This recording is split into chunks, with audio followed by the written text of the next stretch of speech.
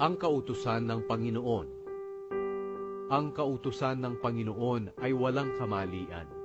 Ito'y nagbibigay sa atin ng bagong kalakasan. Ang mga turo ng Panginoon ay mapagkakatiwalaan at nagbibigay karunungan sa mga walang kaalaman. Ang mga tuntunin ng Panginoon ay tama at sa puso'y nagbibigay kagalakan. Ang mga utos ng Panginoon ay malinaw at nagbibigay liwanag sa kaisipan. Ang pagkatakot sa Panginoon ay nagpapadalisay ng puso.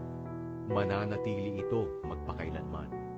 Ang mga utos niya ay matuwid at makatarungan.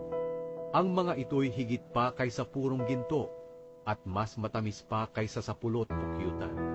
Ang inyong mga utos, Panginoon, ang nagbibigay babala sa akin na inyong lingkod.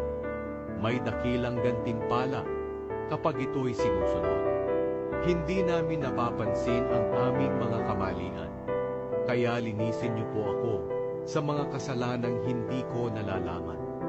Ilayo niyo rin ako sa kasalanang sadya kong ginagawa, at huwag niyong payagan na alipinin ako nito, para mamuhay akong ganap at walang kapintasan, at lubos na lalaya sa maraming kasalanan. Sana'y maging kalugod-lugod sa inyo, Panginoon, ang aking iniisip at sinasabi. Kayo ang aking bato na kanlungan at tagapagligtas.